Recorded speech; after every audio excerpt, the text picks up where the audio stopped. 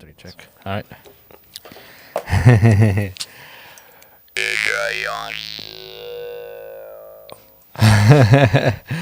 All right. Welcome back to Bay Wipes. Jay, how's it going? It's going great. Thank you so much. A classic intro. Yeah. It's going great. Yeah. So basically what happened is I used to take my news from the memes, as I told you earlier, right? Yeah. But this month of March, I decided to do a full social detoxing thing. And I removed my Instagram and YouTube and everything. I got my YouTube studio to upload the videos, but tried to abstain from short form content and all that. And I realized that I'm kind of out of loop on the recent events. And today at work, I was like, "Hey, do you hear the situation with Iran and everything? What's happening there?" I'm like, "Yeah, I've heard about it, but I don't know what's happening. Is it serious? What is happening?" So I'm like, okay, I think it's time to do a episode with Jay. Deep dive. Yeah, and get my updates Yeah. from the guy that I think would be the best to. Guys, I kind of give his perspective and explain what's happening. So what do you think is happening these days in the political arena and the news-wise? A lot, that's for sure. Was it fast, developing fast, or was it? It's very fast. It's very, very quick. Where do you even start on something like this? Big point of story. The major piece of news that most people have probably heard about, and that one your coworkers are probably talking about, that you're going, "What is this? I have no clue what this is about." Is about the joint Israeli and United States strikes on Iran. Now, Iran is a very fascinating case because, not getting too into the weeds of what the situation in Iran is. Iran, in 1979, I should say in the 1950s, the British, with the help of the Americans, installed a Western-backed dictator in Iran. So Iran was previously a semi-democracy. They had a monarch, but they had they had a relatively democratic system of government for that period of time. Mm-hmm. And the problem with that for the British and the Americans was that they wanted access to the oil reserves in Iran. And the government presently in Iran, at that time during the 1940s and 50s, was not giving it to them. So, in order to remedy this problem, they overthrew the government through a CIA-backed coup, and installed a guy, and reinstalled the Shah. The Shah was known as the Emperor of Iran. Essentially, that is how you can colloquially view him. And he was a Western-backed, in a sense, a dictator, right? And so, for 26 years, Iran lived under a Western-backed dictator. With brutal secret police that would really repress dissidents, repress anti-government protesters. Mm-hmm. That was really, really, really, really brutal. Their secret police, known as the Savak, was infamous for the things they would do. And so, in 1979, after years of protests and people fighting back against this regime, not just people who are very pro-Islamic, but even socialists. You had socialists protesting. You had all kinds of various people of different political views protesting this regime, not because they agreed on anything, but because they saw this regime is repressing all of us. We need to overthrow them, right? And in 1979, that came to a head because the regime was overthrown. Now, the question was, what would replace the regime, right? Because you had all these different groups of people that were vying to take control of Iran. Socialists, and you had liberal intellectuals, and you had Muslim theologians, and you had Muslim, you had very conservative Muslim population in rural Iran, right? And the end result was that a man named Ayatollah Khomeini took control of Iran. He was incredibly popular at the time. He was viewed as the savior of Iran. He was viewed as their way of getting out of American influence. We're gonna kick the Americans out, and this is the guy to help us do it. And so for the last 48 years, Iran has been ruled by and increasingly another form of authoritarian government, but this time an anti-Western, Islamic fundamentalist government. A government that believes that Islamic law, Sharia law, is the law of the land. A country that believes that, that has a moral police that enforces Islamic law in regular society. And that has been repressive in its own way. And there have been regular protests against this government, all of which have been brutally crushed, suppressed by the Iranian security forces of this new regime. And it's been happening for decades now, but it really culminated this year when I think the estimates are around 10 to 30,000 Iranian protesters who came out this year to protest economic conditions in the country. Inflation in Iran is really, really bad. And there's general sense that people don't like the government. People don't like the Ayatollah, who is the current supreme leader of Iran. And there was a lot of protests, and the regime cracked down brutally and killed 10 to 30,000 people. Wow. It was incredibly brutal repression of ordinary Iranians. And it achieved its effect temporarily, but in effect, what it ended up doing is giving to the U.S.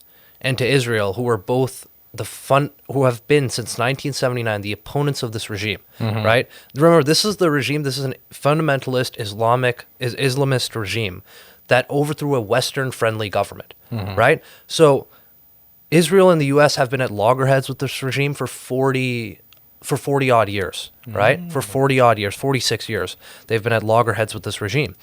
And now this is their chance to take them out. Look at what they're doing to the Iranian people. They're slaughtering them by the tens of thousands, right? Why don't the Iranian people deserve freedom? And so using that rationale, Israel and the United States have essentially launched this military strike on Iran, this huge all-encompassing military strike on Iran, on their nuclear facilities, on their military installations, on their government, on the heads of their government. They've wiped out the supreme leader of Iran, a man named Ayatollah Khomeini, who he's the second Ayatollah Khomeini. He's the second Ayatollah Khomeini, but they've wiped the supreme leader out. They've wiped out the military leadership.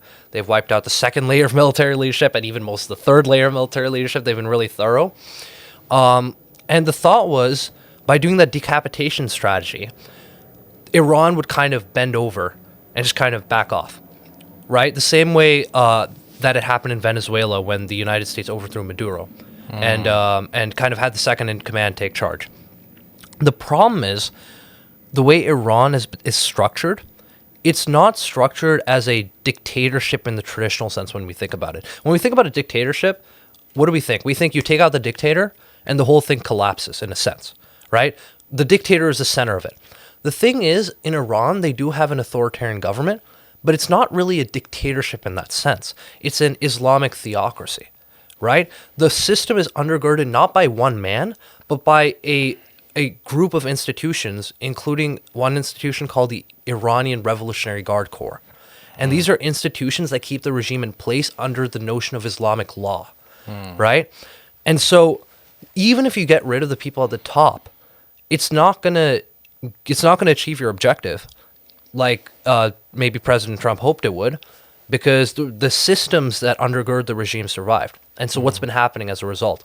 What you've been seeing is, as the U.S. and Israel have been bombing all these places in Iran, Iran's been retaliating because Iran's the number one, I shouldn't say number one, I'm not 100% sure on that, but it is one of the top producers in the world of missiles. Missiles. It is one of the top producers in the world of missiles. And so it's even been exporting missiles to Russia to help them fight in Ukraine. So what's been happening is Iran has been launching missiles all over the place, at Qatar, at Bahrain, at Saudi Arabia, at Iraq, at all the places where U.S. bases are. And as a result, you're seeing oil facilities, oil refineries getting shut down. You're seeing U.S. soldiers dying. I think the latest count was 6 U.S. soldiers died as a result of Iranian strikes, and I think 18 more are wounded, which is that's definitely the highest since the Iraq War, at least, which is shades of the Iraq War, right? 2003. So it's definitely a. I know that was kind of a long-winded explanation, but frankly, I think it's just it's one of those things where you do have to go back 70 years to understand why it's happening the way it is. You have to understand the context that gave rise to this regime, and the context behind which why Israel and the U.S. are striking, and the context behind which why Iran hasn't surrendered yet. Yeah. All right. Go ahead. So, the way I see this as different compared to any other, like, situations that happened before during my lifetime. Yes. I don't think I've seen like so-called terrorists attack America, but I never seen governments retaliate against America in such an open fashion. Would you say that is something new, or did we see that before? We didn't. Yeah, that's a very good question. I would say so. It depends, of course, what time period you lived in. The last two instances of significant American military casualties were the Iraq War and Vietnam. So the Iraq War, we came in to topple Saddam Hussein because we said Saddam Hussein had weapons of mass destruction. He was the dictator of Iraq with his Ba'athist regime. And we said, after 9/11, he has weapons of mass destruction. He's threatening the American people. We're going to overthrow him. That was... I don't think too many Americans died in that invasion, but a lot of Americans died afterwards as a result of suicide bombings and terror attacks. So, as you said, that was a lot more of a case of Americans dying after the invasion. The closest comparable situation I can come up with, I think, is Vietnam. Because, like Vietnam, right now, we are hurling our airstrikes at this place, right? And when they're hitting back, they're killing U.S. soldiers. And like Vietnam, it feels like that war of attrition. It's like the possibility. I think a military estimate put it as at you would need 500,000 ground troops to enact regime change to overthrow the government in Iran. And there's no way we're committing that many ground troops. It's just not happening. Politically, it's not viable.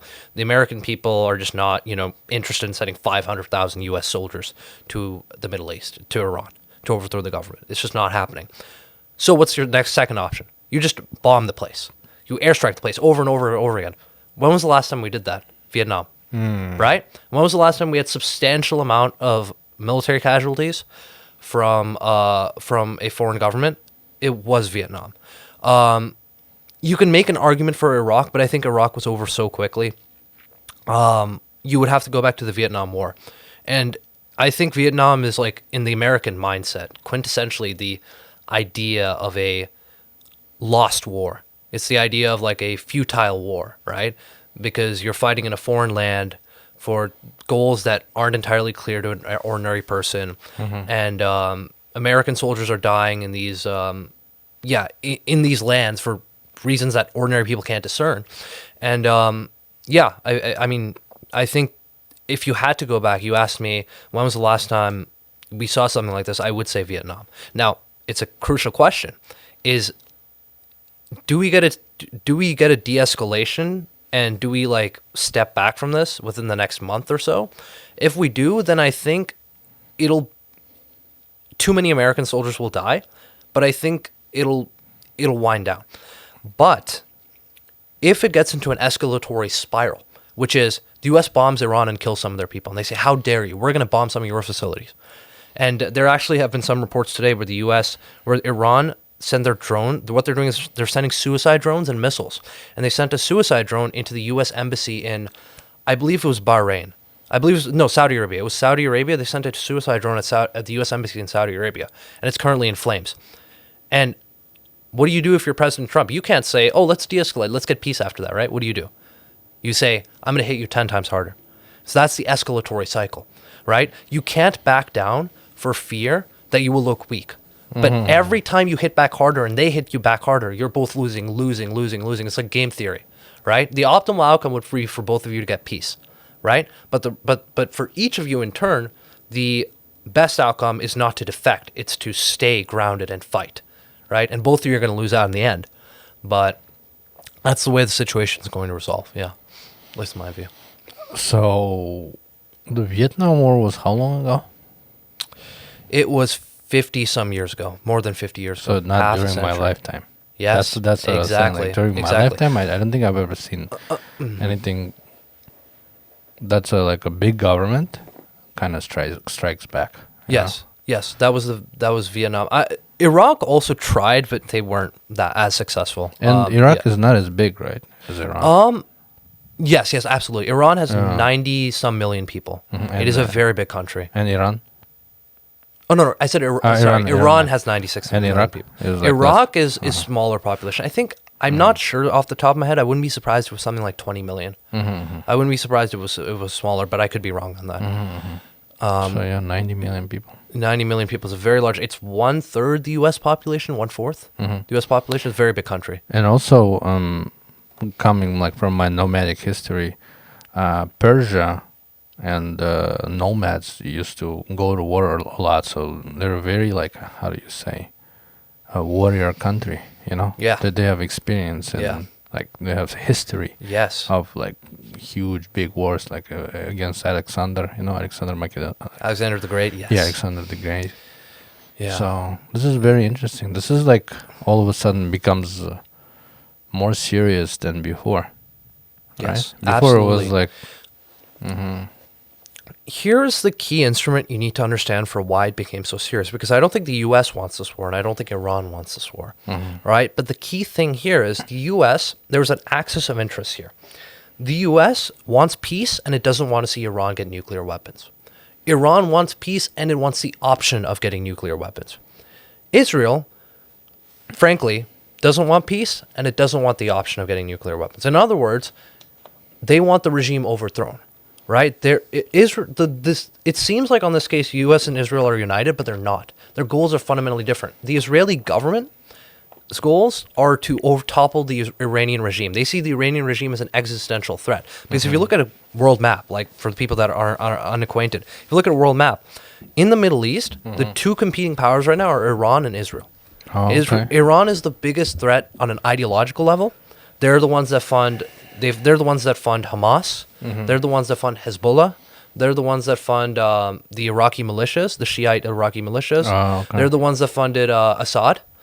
So this whole axis of Shiite militant groups, the Houthis in Yemen, who have been targeting rockets at Israel, this whole axis of militias that have been funded and supported by Iran against Israel. Right? And Israel's fighting back against Iran. So it is in Israel's interest for Iran to be weak, to be debilitated, to be divided, or in best case, overthrown. It is not in the United States' interest to do that. Why? Because the United States would face the brunt of that. The United States would face the brunt of the military attack in a foreign country, right? The United States would not gain anything tangible geopolitically, right? But the United States is being dragged along in a sense because between its priorities of not wanting to go to war and not wanting to see Iran get nuclear weapons, right? Israel will tag along with the nuclear weapons side until the United States it forces the United States to drop the second objective of peace, right? And so what you're seeing happen is the United States doesn't want war and Iran doesn't want war, but because of the recurring dynamic in this situation, which is the leverage that the Israeli government has, that this war will continue. That at least that's the way I see it. Very interesting. Yeah.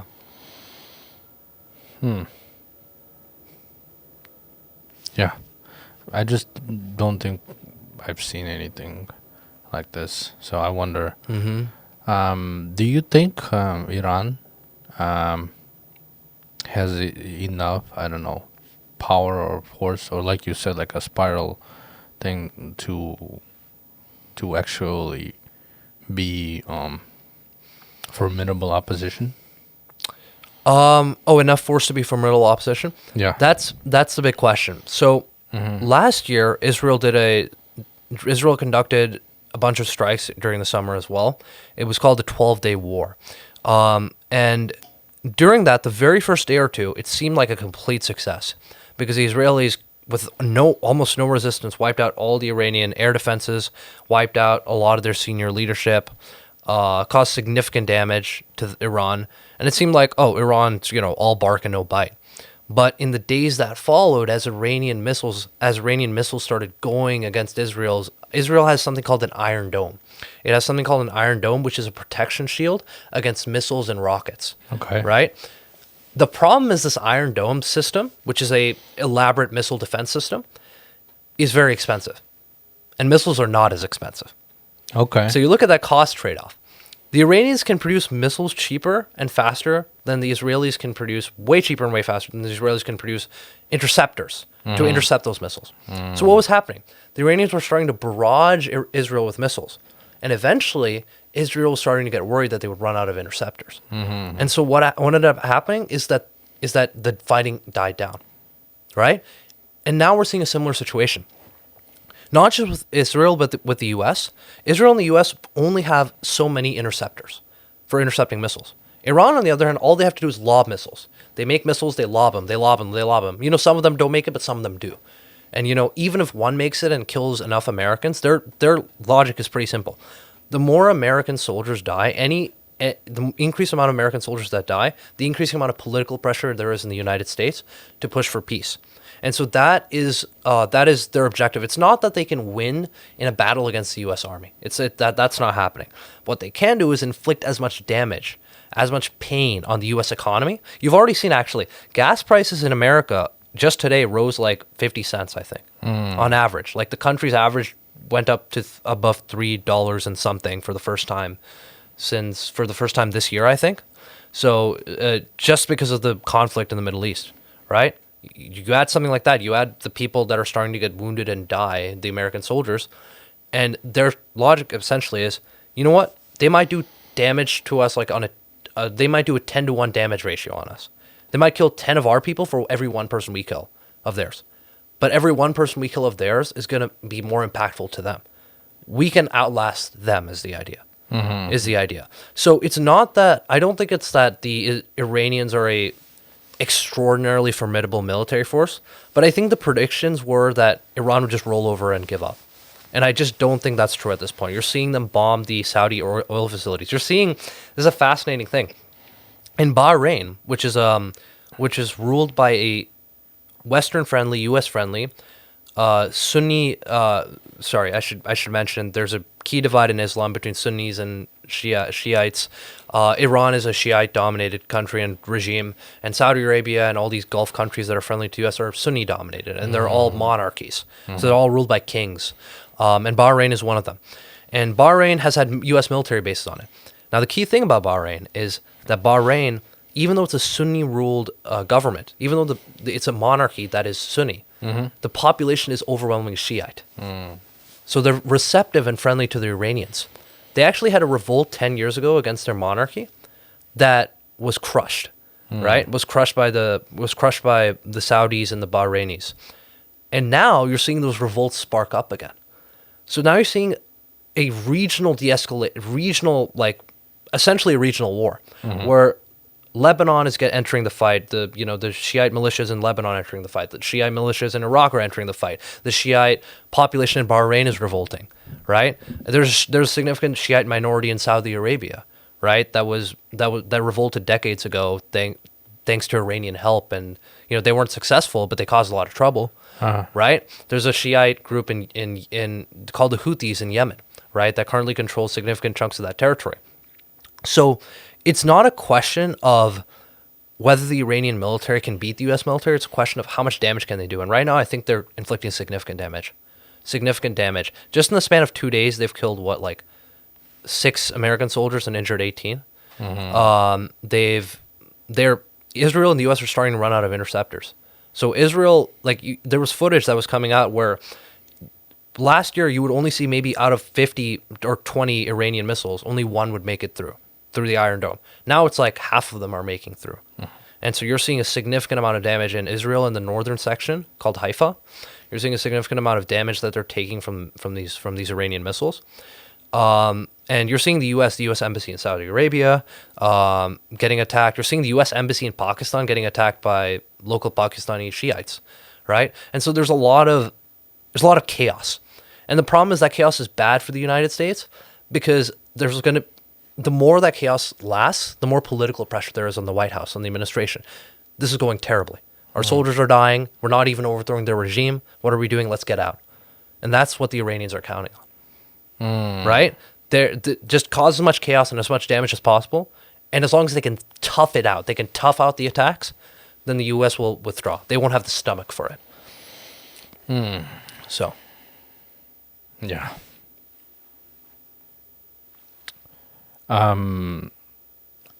Before, I'd never thought about this, but after this happening, it feels like a long time coming thing, yeah, right? yeah.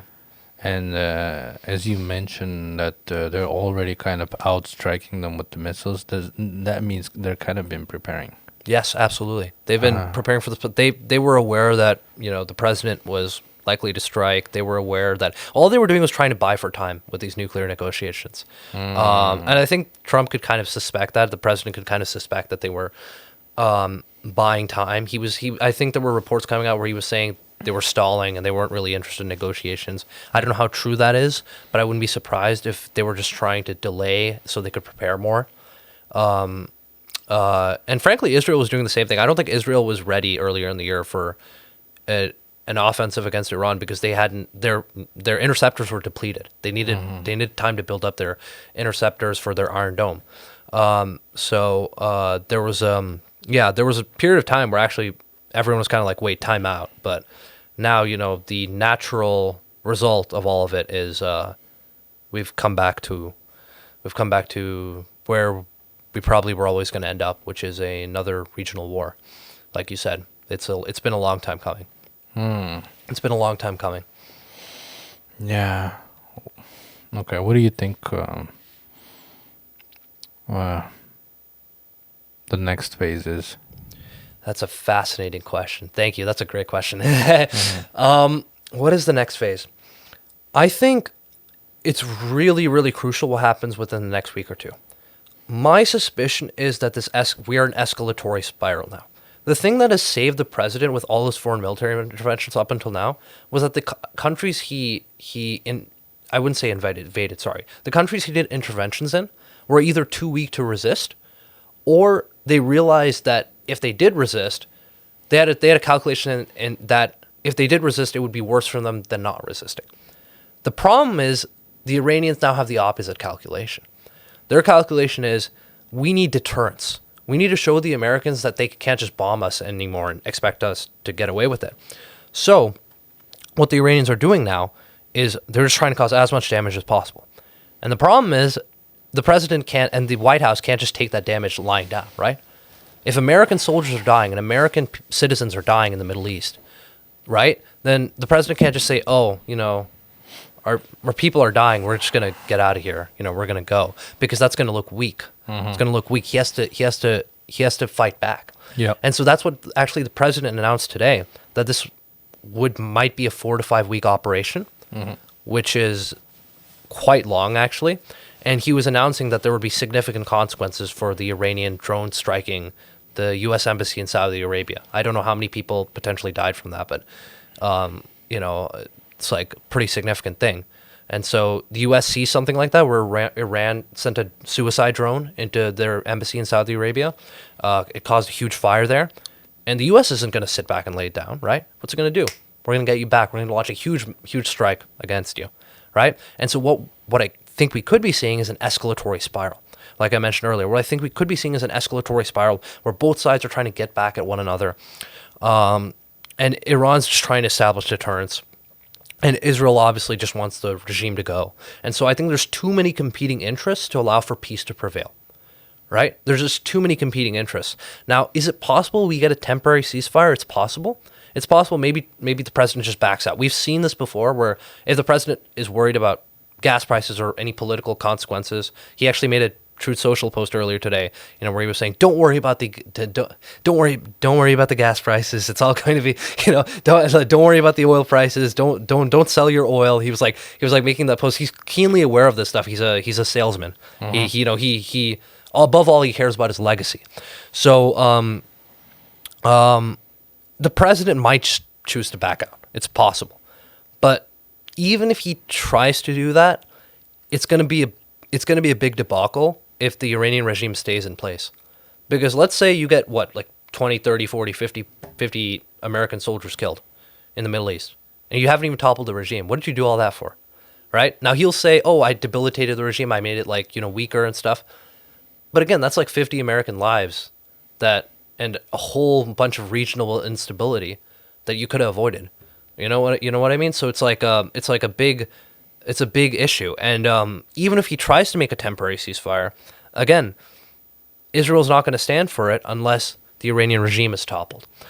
So you have all these interests that are competing within each group, within the Iranians to establish deterrence, within the U.S. government to strike back for any American lives lost, within the Israelis to overthrow the regime. You have so many interests, and all these other countries in the Middle East where there's revolts happening and there's militias.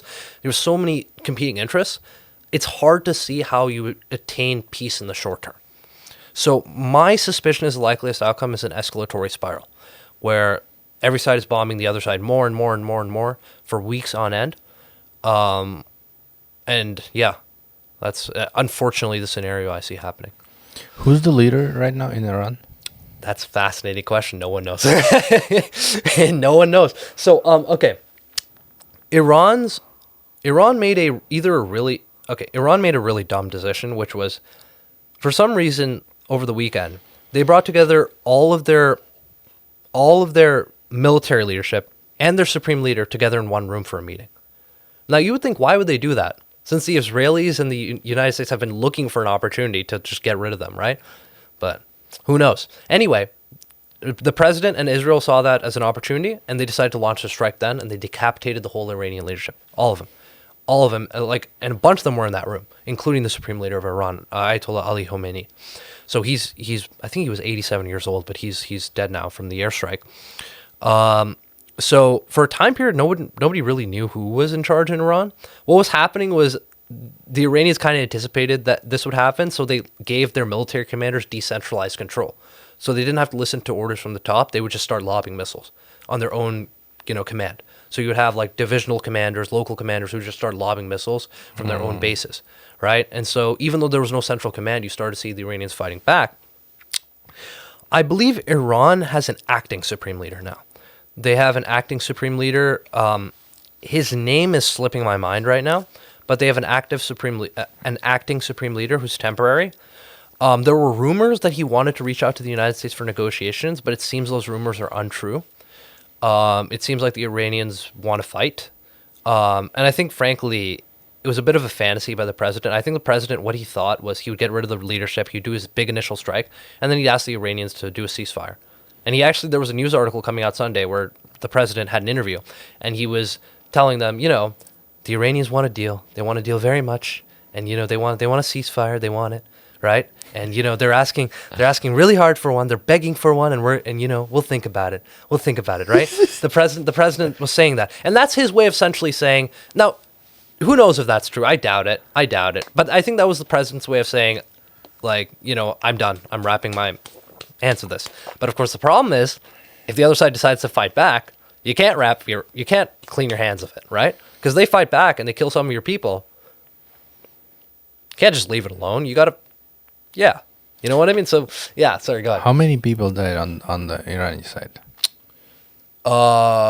You mean civilians? Do you mean military leadership? Because it's not quite the same with America. Americans it's like every American soldier lost is almost insane to hear about when we think about this technological superiority of the U.S. military.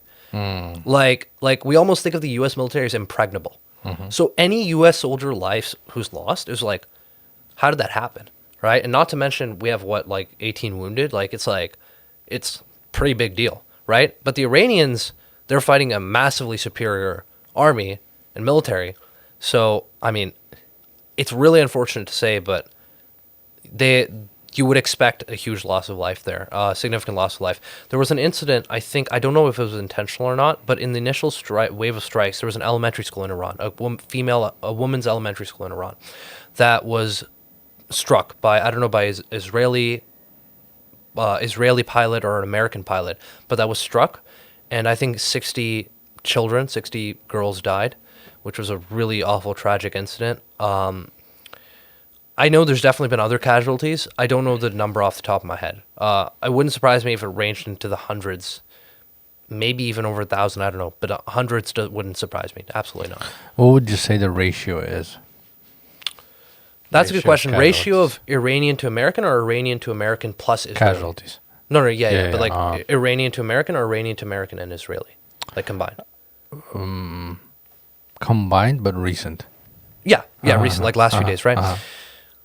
That's a very good question. Honestly, the ratio of Iranian to U.S. Israel is like much lower than you would expect.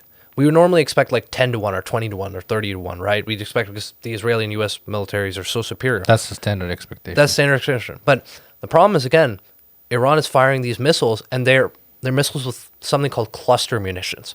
Cluster munitions are, at the very least, questionable by international law, but Iran's kind of on survival mode, so it's throwing everything it can get. And the problem with cluster munitions for the Israelis is that it's hard for them to intercept it. They're already running out of interceptors, and on top of that, the Iranians are lobbing these missiles with cluster munitions at them, and a lot of them are getting in. And so there was an incident, where 50 Israeli people died at this like building that had a cluster munitions hit at it, and there was huge emergency medical response. Like there was footage of it all over X. So I wouldn't be surprised if the casualty count for Israel and the United States was over 100 at this point. I really wouldn't be surprised. That wouldn't surprise me at all.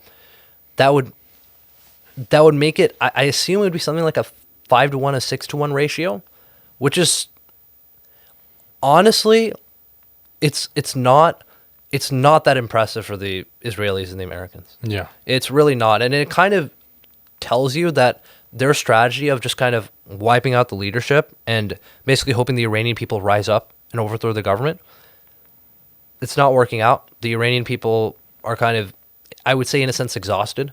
They're tired. They were massacred a few months ago, a lot of them, and there's the Iranian regime is really good at suppressing dissent. And so what you have left instead is the war of attrition. And the war of attrition is not on the side of the people with the interceptors, because the Iranians have a ton of missiles that are cheap to build. The Israelis are cheaper to build. Mm-hmm. The Israelis and the Americans, interceptors for those missiles cost a ton of money. And so it's just as you get through that war of attrition, it's just about which side is willing to withstand losses. And you start getting losses in the range of a ratio of 5 to 1, 6 to 1, 7 to 1. Whereas every 5 Iranians killed, you get 1 American or Israeli killed. It's going to be tough to sustain that over long term politically for Israel and the United States. It's just going to be tough because there's going to be a lot of political pressure to say, hey, man, we're just losing people. We don't know why we're losing them. There's no point to it. Whereas for Iran, it's a war of survival, right? It is literally a war of survival. Their regime is literally like this close to collapsing if they make an error in judgment. They're right on the edge, so they're fighting back with everything they can get. Is the idea. You remember our previous podcast was about also war? It was, yeah. War was not. Yeah.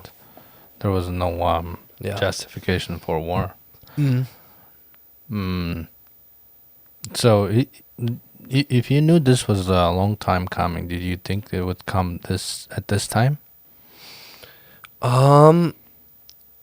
I think I kind of expected it to happen around now. Yeah, I was honestly expecting it to happen. I had a funny story. I was following the betting odds for this, and I over the last 2 weeks, and I was like, closely following, and I was like, I think it's gonna happen, but with Trump, you never know. With the president, you never know. He's very erratic, so you never know about these things. But I was kind of expecting it to happen, and then the one day I went out, for an evening with my friends. I just come back home. I check X, and it's like I see the video of like them announcing the operation. But I think honestly, anyone who was following the situation could see that this was going to happen, because the president and his staff are incredibly friendly to the Israelis. Israel has a significant input into this administration's operations. They have very close linkages, very close ties. And so even if the U.S. it's not in their exact interest to do it, they're willing to get like there was a clip today, I think it was of the Secretary of State, Marco Rubio, who came out and said, and he was asked a question about the war, and he said, and the journalists asked him, why did the U.S. enter this war when there was no imminent threat from Iran? And what he said was, well, there was an imminent threat. You want to know why? Because the Israelis were about to strike them anyway. And if they struck the Iranians, they would have struck at us too. So if the Israelis struck the Iranians would have struck at everybody, including us. Therefore, we had to launch a preemptive attack. So what is the implication of that? The implication of that is because Israel did it, we had to do it too. Right? So the idea is, even though it's not in the U.S.'s direct interest to do it, because of the close linkages there with this country in the Middle East, right? That the close linkages with the administration currently, that it kind of was always going to happen, because Netanyahu wanted this government overthrown. Netanyahu and the Israeli government really wanted this regime in Iran overthrown. And as long as they had the capacity to cause damage, I think the U.S. administration was willing to go along with that. It was just a question of timing. It was just a question of when. So. Yeah. What else is happening in the world? That is the big news right now. What else is happening in the world? Honestly, oh man. I mean, there was the Venezuela situation, but honestly, that seems so quaint compared with now. That was like such an easy, simple operation. I don't know if you heard about the Venezuela situation, but in January, the U.S. sent a team that just kind of captured Maduro, the Venezuelan dictator, who the country's always had problems with. Just captured the dictator, and people were worried, oh no, are we going to get involved in another war? But actually, they just took the dictator, and the second in command came in place, and she just agreed to work with the Americans. So basically, the Americans never had to change the regime.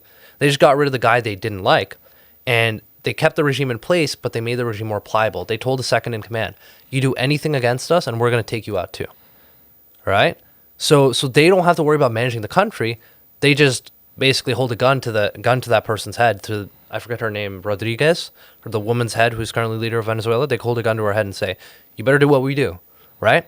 Or else. What we tell you. Or what we tell you, or else. You know, you're not going to like it. And so that was incredibly successful. And I think actually that success incentivized the U.S., incentivized President Trump, to embark on this adventure.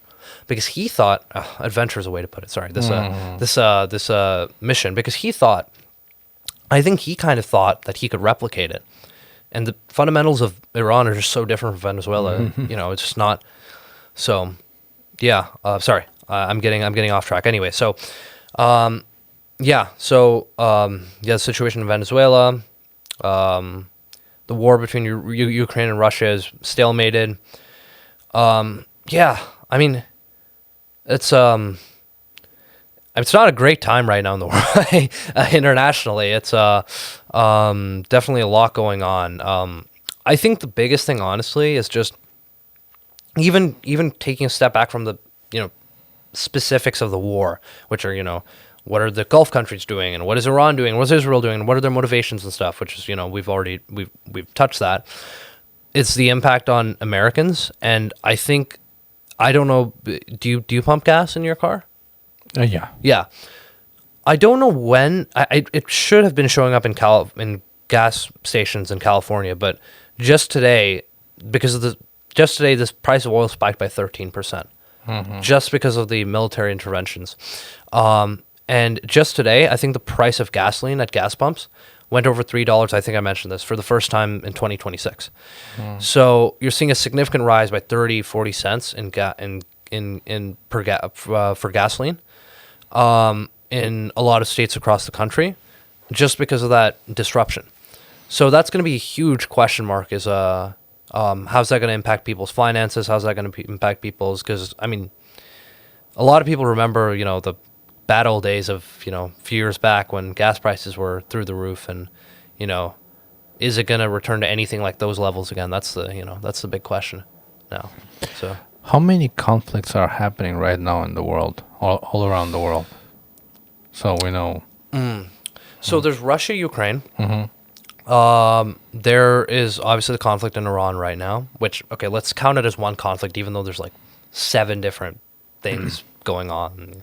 Like, let's count that as one thing. Okay. And actually, if you heard, how could I forget? Pakistan and Afghanistan. Have you heard of this? Mm-mm.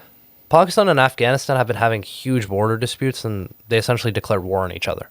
There's an open war between Pakistan and Afghanistan now, because Afghanistan has a Islamic fundamentalist regime that, because it's a Sunni regime, it actually hates Iran. So they have not been friendly to Iran. But anyways, they have been trying to spread Islamic fundamentalism into Pakistan. Pakistan's a very Islamic country, but it's not a fundamentalist Islamic country in that sense. And so there's been a lot of terrorist groups that have had refuge in the Taliban in Afghanistan, who have been going into Pakistan and causing trouble and bombings and stuff.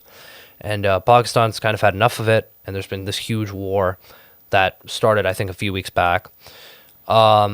There's still a situation in Myanmar where there's I think it was a couple years back, there was a military coup, and there are rebels fighting in the rural areas of Myanmar that are slowly gaining ground on Myanmar. So far, how many conflicts is that? That's 1, 2, 3, 4? I can count 4. I'm being very conservative in my estimates. At least 4. Probably more. I'm misremembering, yeah. Yeah. Okay. Yeah. Yeah. Do you think, like, over the period of life you lived, at any point of time, there were probably on average 4 conflicts around the world? That wouldn't surprise me. That wouldn't surprise me, yeah. It never stopped. It's just sometimes it's like more... It never would, but yeah, right now it's definitely more pronounced. I definitely see it. I mean, the Middle East is just a complete mess right now. And Russia-Ukraine is a very big conflict, and it's just like, it's a really rough situation. It's just What's happening on that? the Russia-Ukraine? It's a truce where... how much do you know about World War One? Not a lot. Not a lot. World War One is famously known as a incredibly bloody and pointless war because it was trench warfare.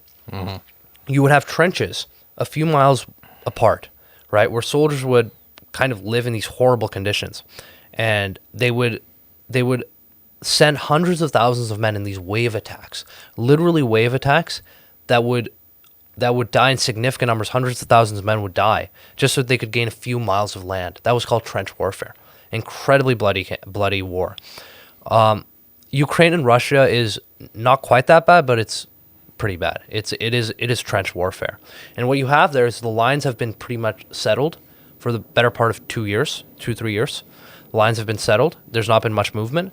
And what you're seeing instead is a lot of drone warfare, and you're seeing a lot of people dying, a lot of soldiers, Ukrainian and Russian, dying, even while the front lines aren't moving. So you're just seeing death, pretty much. It's just been death. There's been no noticeable change in the front lines of that conflict. There's been no noticeable change in any of the political situation, pretty much.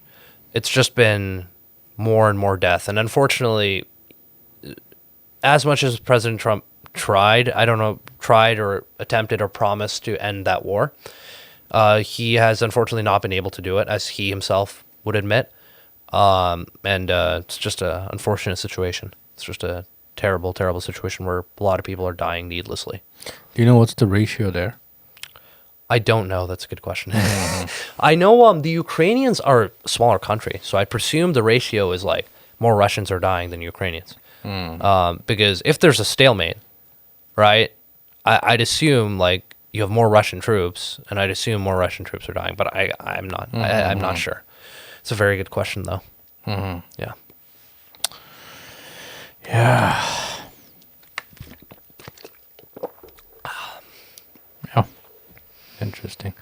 One thing I was like, the reason I brought up this thing, like I've never seen anything like this in my lifetime, where the country just kind of fights back, like as a country, and as a big, like as a and you said you weren't there for Vietnam. Right? Yeah. So, could that mean like if there is a signal, right? Because like America was like on top for a long time, right? And if there is a signal like this, like, hey, we're like bold enough to go against them, Yeah. could that like grow into something bigger, like coalition alliances or something like some other alliances that could say, all right, we're also had enough of that crap. I don't know. Of America? Yeah. Yeah. China definitely sensed this weakness. Actually, there was a post in the news about China, and Xi Jinping, who is the current head of China, the Chinese officials were kind of reporting that there were officials reporting that the head of the Chinese government were kind of wanting to lay low because they could see their assessment of the situation was they wanted the U.S. to inflict as much damage on itself as possible. And so their idea is just keep the attention on the U.S. Don't get loud. Don't do anything. Just keep the attention on the U.S. and let them stab themselves. Essentially, that's the idea. So China is definitely sensing this as weakness, and their strategy is just keep low, let the U.S. burn itself out, let the U.S. hurt itself and its interests in the region, and then China can take advantage of that. The U.S. has already significantly severed its relationship with Europe. The U.S.'s relationship with Europe is at an all-time low. All-time low. The U.S.'s relationship with the other democracies in Europe and North America is at an all-time low because of the trade disputes and because of there's an erratic nature to this presidency that some people will say is good because it's unpredictable and it's gonna shock our enemies, and some people will say it's bad because it's destabilizing our alliances. But because of that erratic nature, a lot of our allies are keeping an arm's length, right? And they're trying to do, actually, Europe is trying to pivot towards China, right? Europe is saying the U.S. is an unstable trade partner. We have to start trading more with China. So I wouldn't say there's going to be like an explicit alliance where it's like everyone's ganging up on the U.S. because the U.S. is so powerful. Like, it could probably beat all. If nuclear weapons weren't in play, it could probably beat all of them just with the military the U.S. has. But it's not about sheer military strength. It's about diplomatic alliances. And what's happening is there's a slow shift away from a U.S.-dominated... After the Soviet Union fell, we had a U.S.-dominated world order for 30 years. And there's a slow shift of that's speeding up. Slow shift away. I don't think it means the Chinese will become the next superpower. I don't think they have the cultural breadth to do that. What I do think, though, is the world will become much more divided. Much more each man for himself. Europe for the Europeans. Europe will take what it needs to take. America for the Americans. Americans will take what they need to take. China will take what it needs to take. Israel will take what it needs to take. Right? Russia will take what it needs to take. So it's just every man for himself. That's my suspicion of what's going to happen. Okay. Yeah. Interesting. I heard this saying that like great, empires or great civilizations do not get conquered from outside. They usually brought from the inside. Yeah, brought down. Yeah. Usually it's a mix of factors, but there's a lot of truth to that saying. Are you familiar with the Emperor Nero of Rome? Nero was I'm not a Roman Empire historian, so maybe I'll. But how many times a day do you think about Roman Empire? See, that's a funny joke. I actually don't think about it that much. I know it's funny. I know a lot of people have this like joke, but is that true though? Like that trend? The trend? People respond at least once a day. See, that's so funny. That has truth. That's so funny. No, I'm sure there's truth because I think there's a lot of men that have this fascination with military history and empire, and I think there's something about Rome, the aesthetics of it, that's very, you see like the what do you call them? The Roman legions? Yeah. The legions. You see the legions with their shields and the armor, and it's something you just feel like, I don't know, there's something particularly like as a man, like I know this trend is like, oh, my husband says like, like he thinks about the Roman Empire twice a day. There's something as like men that you're drawn to that. I don't know how to put it.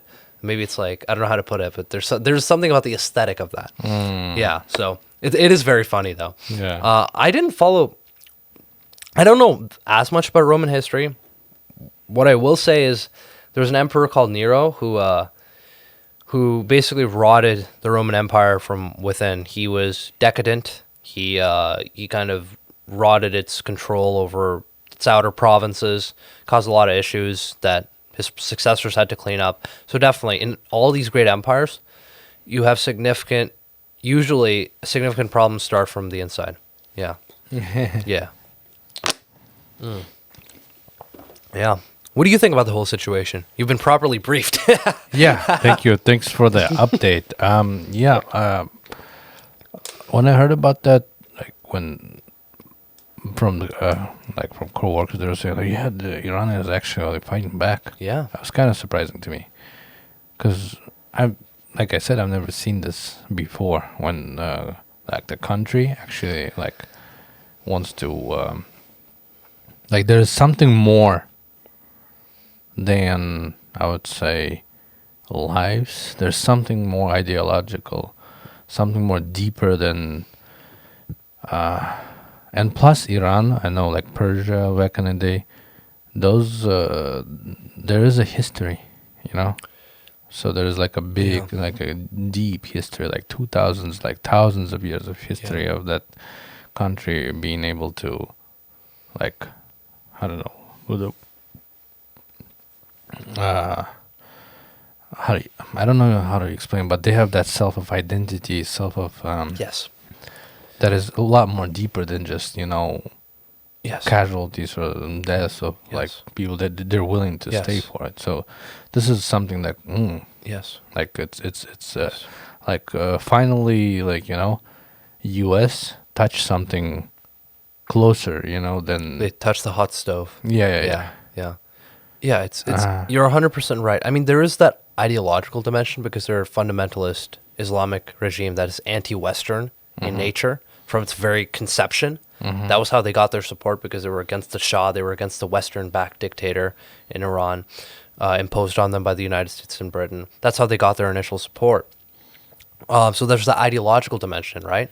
But there is that historical dimension to it, right? This is a proud ancient country, right? It's been around for thousands of years. I mean, it's comparable to, I don't know, like Germany or something, right? I'm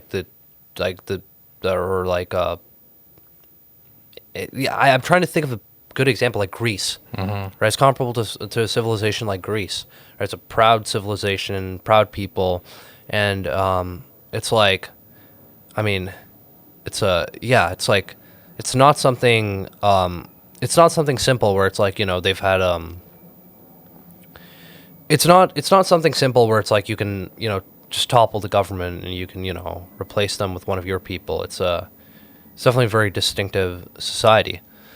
So the question is, you know, were these complexities accounted for when this was planned and conducted? And that's, you know, I think, yeah, my suspicion is, like, I agree with you. I think that the U.S. and Israel underestimated Iran's capability or willingness to strike back.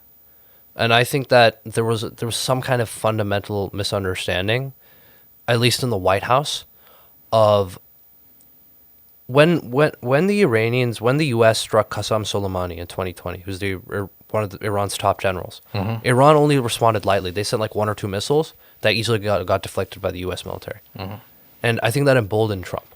And even last year, when Trump bombed the nuclear facilities in Natanz and Fordow in Iran, there was a lot of fear, like, oh, are the Iranians going to, you know, are they going to do what they're doing right now? Are they going to send missiles all over the place? And they just sent one missile that they actually pre-told, they sent a warning through intermediaries to the U.S. government, because they don't have communications with the U.S. government. They sent warning through intermediaries to the U.S. government, hey, we're going to fire a missile at your base. You know, just make sure your people are safe.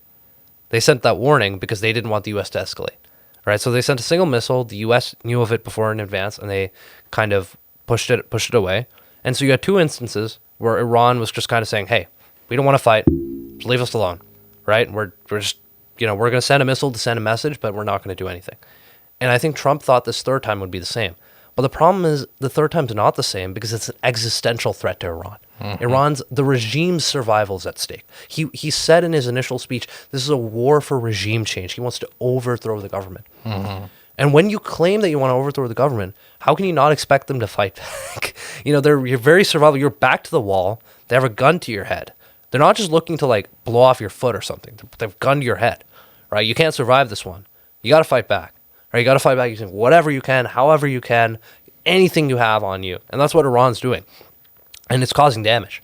It's causing real damage to both the Americans and Israelis. So yeah, I would agree 100%. I mean, I think there was a lot of expectation. There was a lot of arrogance, I think, initially. I remember seeing there were all these, like, okay, I shouldn't be talking about. I shouldn't be talking about things I see on TikTok. But that being said, I unlike you, I have an addiction to TikTok that I have not relinquished. So I'm and Instagram Reels. So I am. Nah, it's very addictive. It's very addictive, right? So I go in there all the time. It's so bad. Anyway, when I went on TikTok afterwards, and I was seeing all these memes of like these U.S. military edits and people going, "Oh my God, we ended the war in a day." Like we took out their leader. Oh my God, we're so great. And I was like, this is not going to end like how you think it's going to end.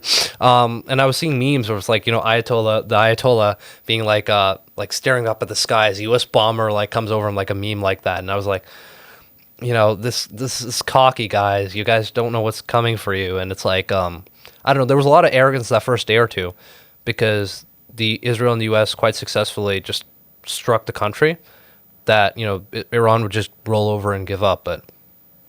Or even more than that, the Iranian people would rise up, but it just hasn't happened. And so if the Iranian people don't rise up, and you can't overthrow the country through bombing it, the U.S. has tried doing that many times before in Vietnam, in North Korea. In North Korea, in the Korean War, the U.S. took out 90% of North Korea's electricity through bombing. Just through bombing. Wasn't enough to topple them. Right? So bombing, we've pretty well established, is not going to topple a regime.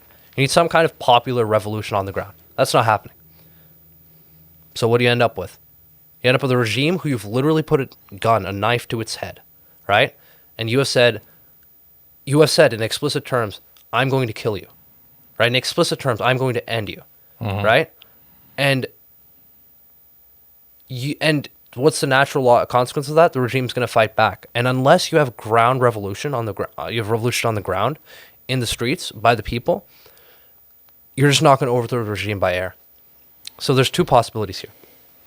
The U.S. either gets significant casualties and then Trump gets a case of nervous fever and he walks away. He says, I've had enough. I'm washing my hands of this somehow. In which case it will tarnish his reputation and it will stain his reputation and it will cause political damage for him.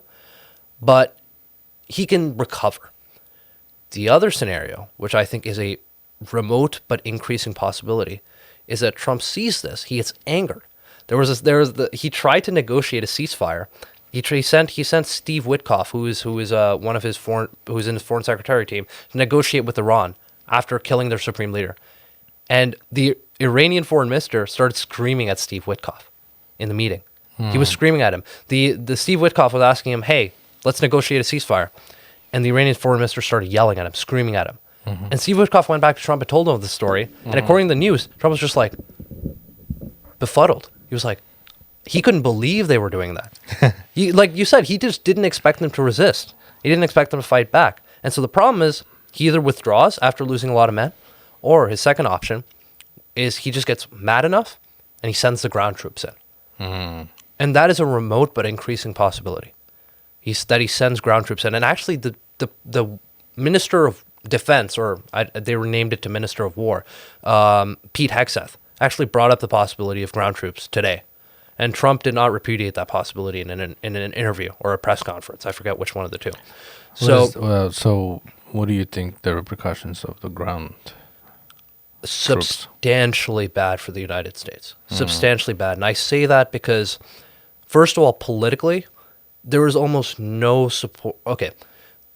If Trump does it, he will rally support from the Republicans, but it's just politically, it's very dangerous because there's sending American soldiers into another country where there's no obvious like peril, like it's not like that country was like an obvious threat to us.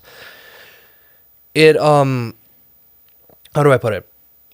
It's just politically not viable. It's one thing to drone strike a country, because when people think of a drone strike, they think, oh, the U.S., we'll just drone strike them and leave. But you send troops to that country, the troops stay. And so you have American soldiers living in that country, potentially being vulnerable in that country, right? Occupying that country, and dying in the war to take over that country. And it's just incredibly politically tenuous for Trump. The second thing is, even if it's successful, the amount of damage that the U.S. military will take from sending ground troops to Iran would be substantial, because Iran is almost 100 million people. It's a significant military force, and a significant land force too, right? They have a huge army. It's not gonna be easy. Like I said, the estimate was you needed 500,000 U.S. ground forces to take over Iran. Do I think Trump will commit to that? Probably not. No, but if he gets mad enough, and there's an increasing possibility that he might just be forced to do it, then it's not going to be a fun experience for the Americans. They're going to lose. It's going to be like Iraq, but much bloodier. It's going to be bloodier than Vietnam. It is going to be bloodier than Vietnam, because the thing in Vietnam was the Vietnamese would use ambush tactics on the U.S. soldiers. The Iranians have a significant conventional military, like a conventional land force, right? It's just going to be a very, very bloody thing to take over that country. But the problem is that seems like the only route out now for Trump. Wow. What's the other route out? You just leave and let you just have like 50 Americans die, and then you say, oh, well, I'm done with this. Goodbye. You can't sell that. People are going to go, what? Right? So, who knows? Wow. He's not stuck with great options right now. That escalated quickly. That could escalate quickly. Yes. Wow. Yes. Absolutely. It's a really tenuous situation. And it's one of those things. I mean, I think my suspicion is likeliest outcome is Trump will just bomb them a lot, and then once there's significant political issues, he will leave, and then he will say, we accomplished our mission. We degraded the Iranian army. We degraded their missile facilities. We accomplished our mission. But the problem is, can he stop the Israelis from doing that, from continuing to bomb them? I don't think he can. And as long as the Israelis are going to do it, which they will always want to do, or sorry, I shouldn't say always, which they will always in this current scenario want to do, because they want to topple the regime, then the U.S. is going to get inevitably dragged into it again, right? Like it's not. There's no clear out here. So, yeah, there's no clear out here. There's no good choices. And you said Iran poses an existential threat to Israel, right? That's what Israel believes. Well, I shouldn't say. Is it ideological? It's ideological. So Israel religious, is a right? there's a religious element. There's an ideological element. Israel is a Western-backed Jewish state in the Middle East. It is the only Jewish state in the world, and it was founded with really intense sectarian circumstances between Arabs and Jews that still persist to today. Yeah. And part of that is that the Arab world, which before Israel's founding was becoming more moderate and secular and democratizing and liberalizing. After Israel entered the fray, and after the Western countries started intervening, what you started to see happen was a lot of these countries started to become a lot more fundamentalist, right? And one of those countries was Iran. Iran was a semi-democracy before the U.S. overthrew its government and installed the Shah. 26 years later, what did you get? You got Ayatollah Khomeini. You got the Islamic Revolution. You got radical Shiite Islamists taking over who are anti-Western and anti-Israel. Fundamentally, they believe that Israel was it shouldn't exist. They didn't believe that Israel had a right to exist in the Middle East, right? And so they're fundamental odds. Israel's this Western-backed democracy, Jewish state in the Middle East, and Iran is this theocratic Shiite Islamist regime who is funding proxy forces, proxy militias and militaries all across the region to fight Israel. So they're loggerheads. I wouldn't say an existential threat, because I think Israel has nuclear weapons and they're not going to, they're not going away. They have nuclear weapons. So I wouldn't say existential threat, but they are a threat. They are a problem. And Israel doesn't want to deal with that, right? And if they get rid of the Iranian regime and they replace it with a friendly government like the Shah again, the Shah's son, actually, Reza Pahlavi, is...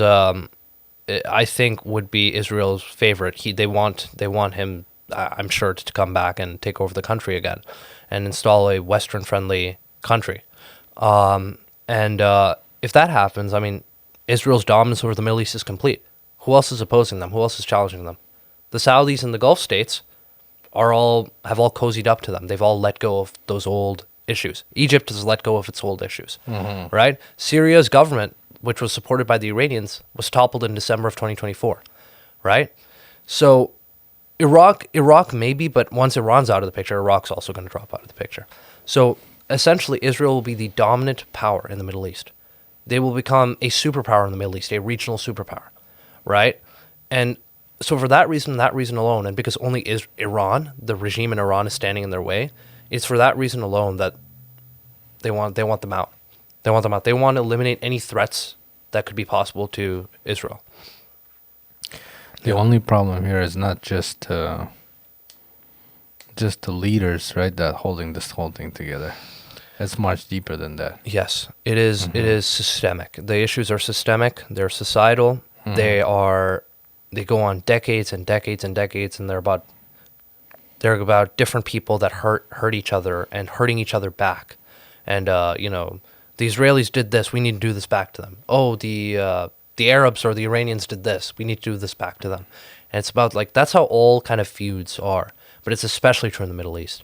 It's just you have those decades and those centuries of fighting and conflict. I remember back when I was very little. Yeah. My grandpa used to listen to news, and he has hearing problems, so he blast the TV. I can hear from far away, and I hear that Middle East. The words like Middle East.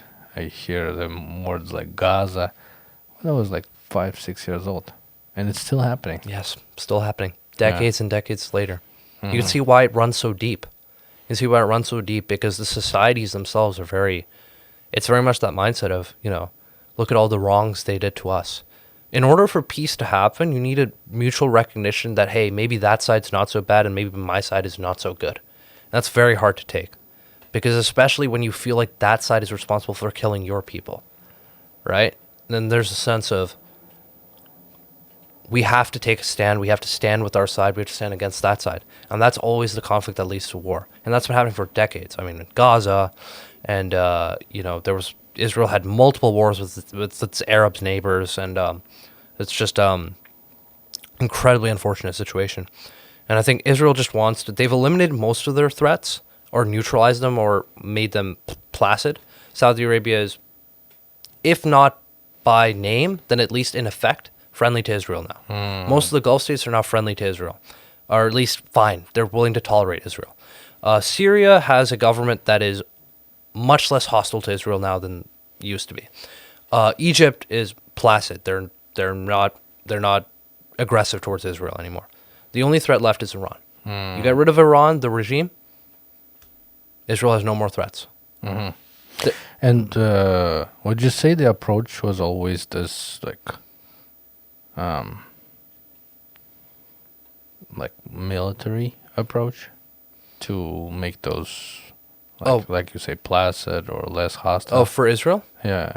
Well, historically, yeah, because their military kept beating the Arab countries. There were multiple conflicts in the 1940s, the Yom Kippur War, the Six-Day War. There were multiple conflicts where Israel just kept beating. Some of them were the Arabs' fault, some of them were the Israelis' fault. But there were multiple conflicts where the Israeli armies kept beating the Arab armies. The Arabs would sometimes unite all together, Egypt and Saudi Arabia, and a bunch of these Arab countries all unite, and they would all lose to Israel, right? Multiple times over, and after losing for the fourth or fifth time, they just kind of gave up. Just kind of gave up. And so Israel's kind of saw it ever since the Nakba, or the Holocaust. The Nakba is the Jewish term for it. Ever since the Holocaust, I'm thinking in kind of Jewish historiography is that every time Jews have tried to play it nice, or they've tried to play it diplomatically, they've been persecuted, they've been, hurt, violated in some sense. And so the only deterrent is strength. The only deterrent is strength. That is a strain within conservative Israeli thought that is very prominent, is you can only defend yourself by strength, right? And so that is why, that is in part, it is that reflexive, that historical, that historical sense of culture, right? What the Jewish people went through, that kind of makes Israeli society the way it is, which is very bunkered down. I don't want to say militaristic, but very military oriented, very much like we can't reason with them, so we have to eliminate these threats by any means necessary because they are a threat to Israel and the Jewish people, right? And that's the kind of that is the kind of historical dynamic. It really does go back to the centuries of Jewish oppression in Europe and the Holocaust and the kind of cultural memory that holds within Jewish people, where they said it's almost like you can think of it as trauma in a weird way, like cultural generational trauma, where it's like a sense of we tried to play it nice, and we got persecuted. So the only thing people listen to us for is strength. We have to be strong. It's the idea. Wow. Yeah. Okay. Cool. Yeah. Well, thank you very much, Jay. Thank you. That was a very interesting podcast. Now I'm thinking, like, we're gonna post this. Are we gonna get in trouble or what? We'll be fine. We're just okay. Yeah. Yeah. Like, I thought about this. Like, I mean, we're kind of like touching some subjects. I don't know, some keywords that may not be, like. But at the same time, it's just news, right? It's everywhere. Yeah. I guess we're not big enough to. Yeah. No. To anyone yeah, to and care. everyone's talking about it anyway. Yeah. So you're not going to find someone without an opinion on this. So I think we'll be fine. But it's pretty cool. Like, I always like to hear your opinion. Thank you. Hope I didn't bore you enough with the intro, but I hope the brief was good. It's good. Yeah. Like, I like your approach. Yeah. I like it's like, how do you say? I can't say if it's biased. I don't think it is biased. Like, it's mostly analytical. Yeah. And Thank you. Like, I feel like you're coming from the curiosity, and like you say, you're fascinated by geopolitics and stuff like that. But still, very fascinating to hear what you say. Thank you. They're very cool to hear how you articulate certain problems. How do you approach them? Yeah. Well, we're like, it is what it is, and it's been always like this. Yeah. Unfortunately. Yeah. Yeah. Yeah. Just last podcast, right? We talk about war, and now we're like, wow, we're more closer to war than it was since last podcast. It's crazy. I mean, the amount of stuff that's been happening the last few months, just like, yeah, cool, man. Cool. Thank you very much. Thank you very much. Appreciate it. We'll talk later. This was our news segment of Bay Vibes. Nice. All right, man. Cool. I didn't bore you for real, though. No? Right? No. Okay. That's good. Because I noticed in the beginning, I was talking, and I was like, "This seems like a lot of dense stuff." I was like.